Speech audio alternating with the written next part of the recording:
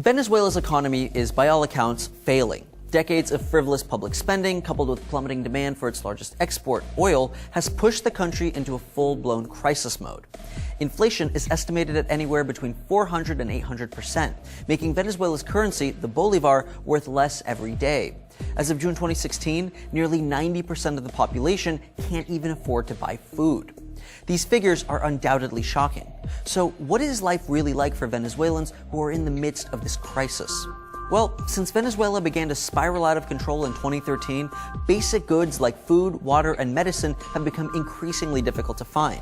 This is in part due to the government's strict rationing system, which is designed to prevent patrons from stockpiling goods before inflation drives the prices up.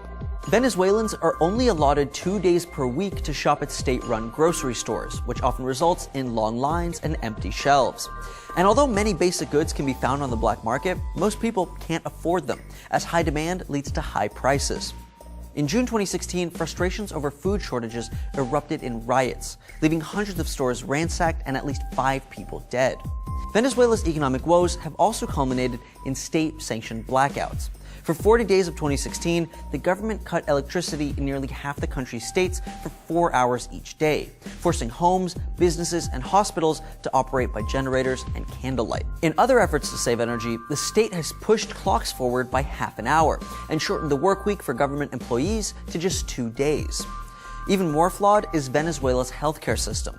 According to the Pharmaceutical Federation, the country's medical facilities lack about 80% of the basic supplies they need to treat the country's population. That means many hospitals are not only without advanced technology like x-rays or dialysis machines, but also beds, needles, soap, and even paper. And because the government has little money for imports, medicine is also scarce, and many have died from infections and other treatable ailments. What's more, many of Venezuela's hospitals are quickly losing trained personnel, as doctors and nurses leave the country in search of higher paid positions. This is all under the backdrop of Venezuela's stubbornly high rates of violent crime, drug trafficking, and corruption.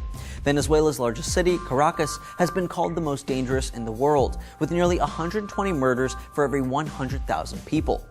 Much of the country's violent crime stems from its role in transporting drugs from Colombia to the United States. For the most part, victims cannot count on security forces for help, as police officers frequently commit crimes themselves. According to Human Rights Watch, 1 in every 5 crimes is committed by police, and officers have killed thousands of people with impunity. Of course, this is just a snapshot of life in Venezuela while the country is at its lowest point in modern history. Although it's long known poverty, violent crime, and corruption, daily life was much less grim 5, 10, and 20 years ago, while the demand for oil was still high. But in 2016, as oil prices collapse, living conditions in Venezuela are getting worse every day, and thousands have fled to the US and elsewhere. So why is Venezuela so dependent on oil, and how are they trying to deal with the current oil crisis?